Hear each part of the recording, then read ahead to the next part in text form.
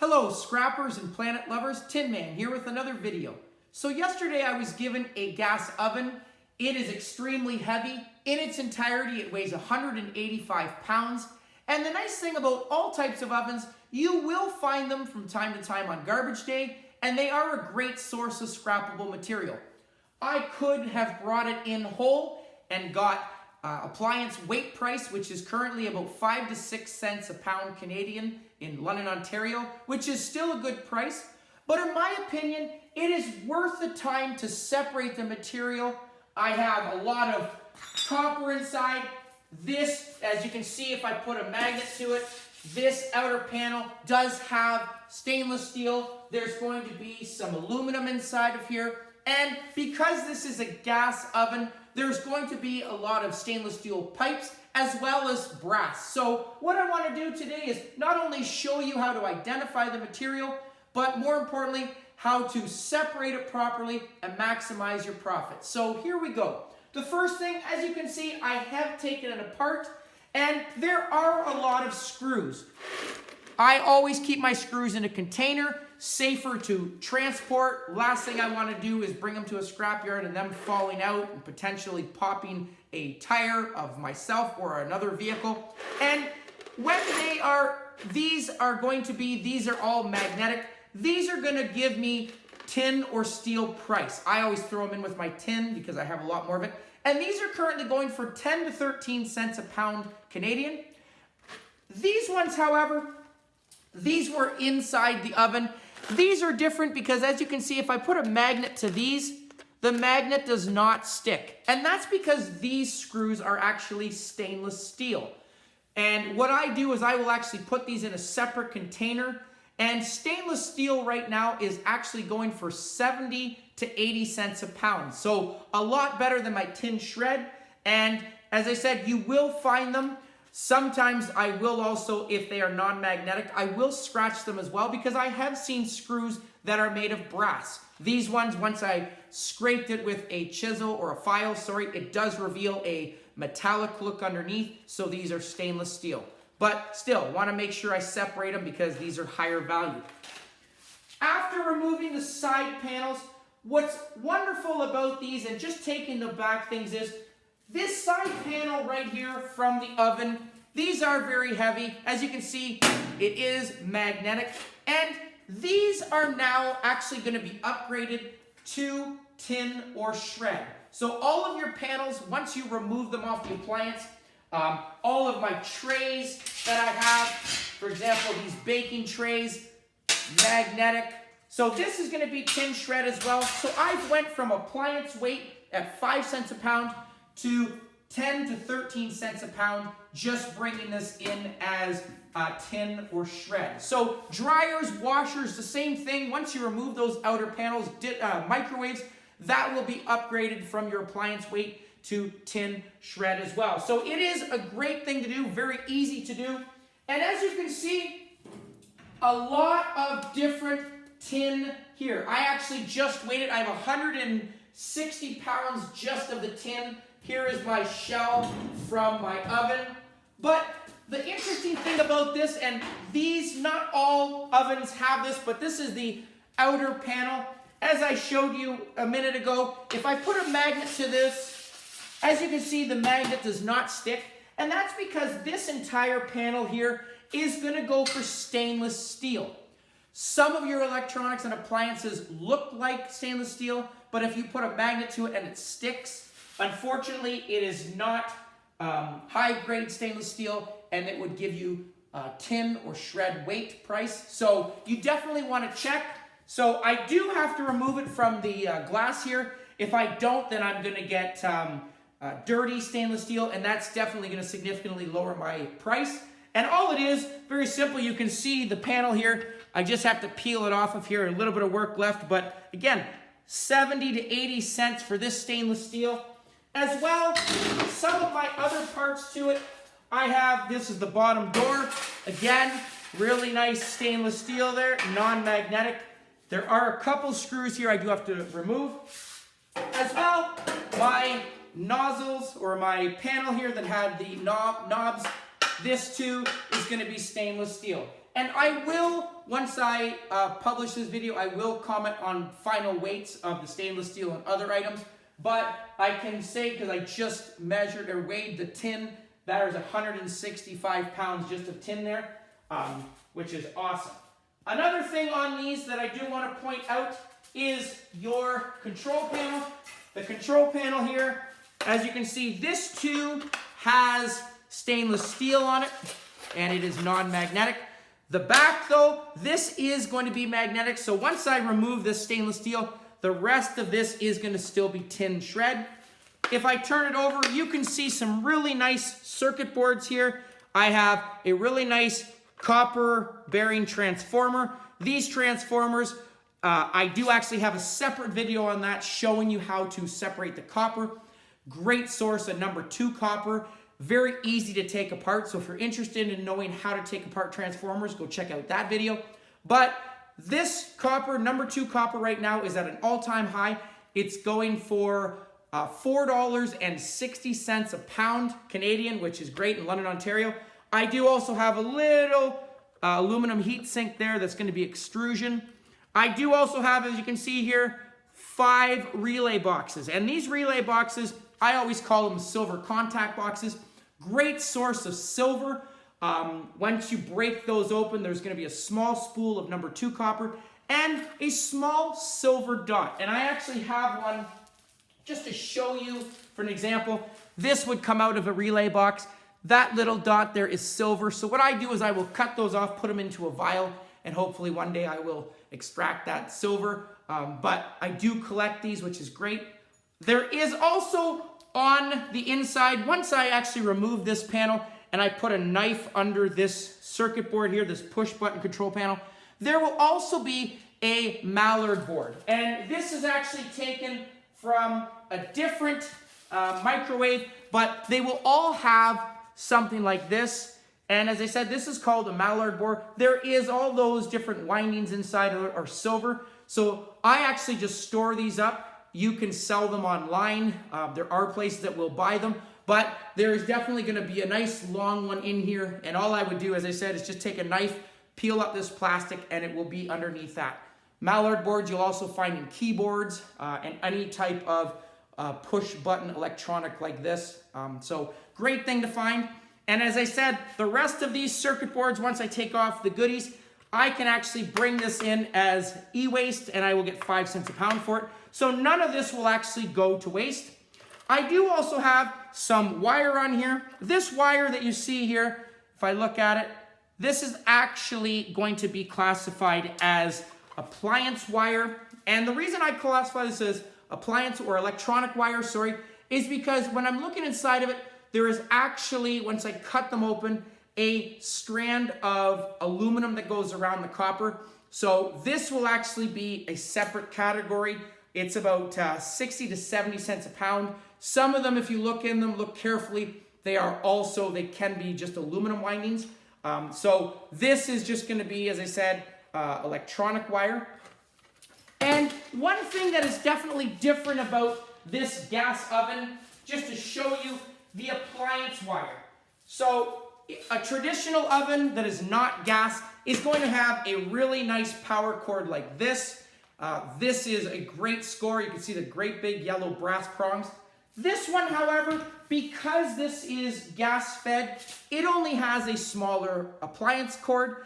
And in Canada, what this is classified as is 40% appliance wire. At a scrapyard, you're going to see 40% appliance wire and 60%. What a scrapyard looks at is copper to plastic ratio and copper recovery. As you can see with this wire, I have 3 individual strands of copper that are coated with plastic, as well as a thick outer coating. Because there is more plastic, there is definitely less copper. So a 40% appliance wire like this is currently going for $1.60 a pound Canadian, which is still $1.68 a pound Canadian. I just checked in London, Ontario. So a great score. Microwaves are a lot like this, vacuum cleaners. So something that has an outer coating as well as inside additional coatings. So 40%. If I was to just have these 3 strands, and I'm not just gonna cut this little piece, but if this entire thing was just one coating, it would be 60%, and that is currently going for $2.60 a pound. So $1 more, but again, I am not gonna complain about this. There is a pound here easily.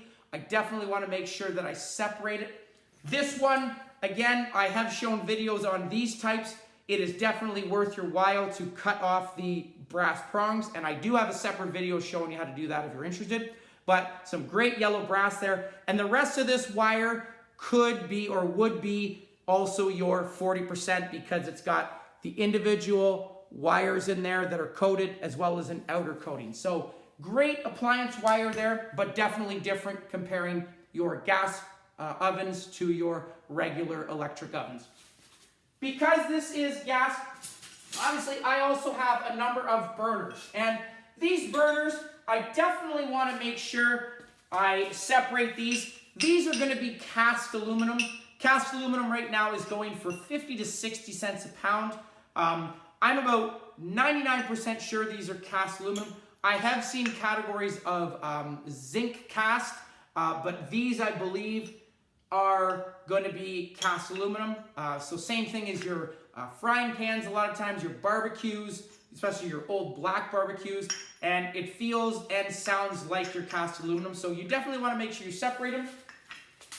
This was the middle burner, and unfortunately, as you can see with this one, if I put a magnet to it, the magnet does stick, and that's because the top plate here is going to be going into my tin pile. The rest of this, as you can see, is cast aluminum, so I definitely want to make sure I take the bolts off. If I was to bring this in like this, I'm going to get dirty cast, which is about 5 cents a pound. So just removing those bolts, I'm going to upgrade from 5 cents a pound to 50 to 60 cents, depending on, the removing all the bolts. So definitely worthwhile. Some of your knobs, the nice thing, because again, this is gas, I did remove separately the top panel. And as you can see here, these are your pipes that go through your top burner here. Some really nice yellow brass right over here all the way down.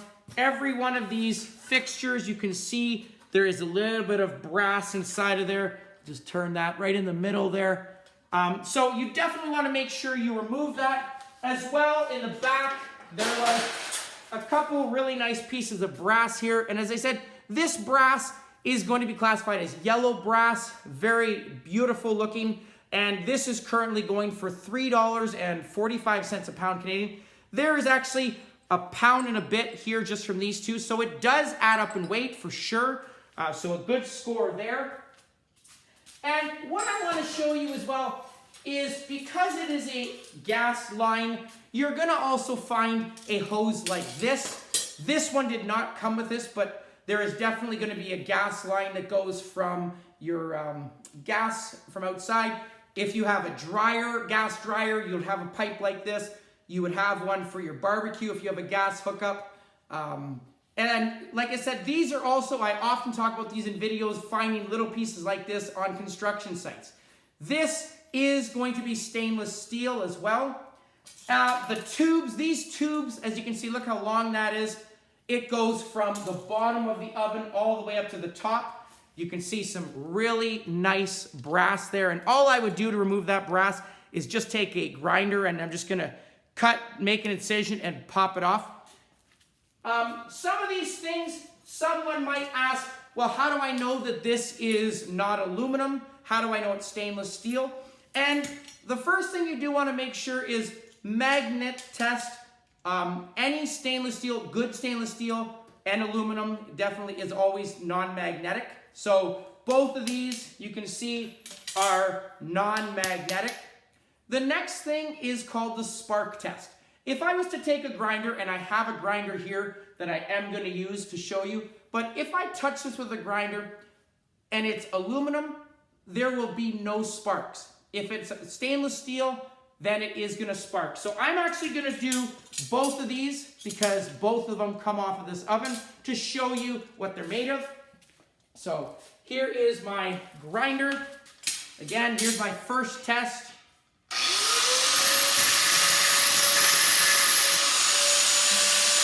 second test.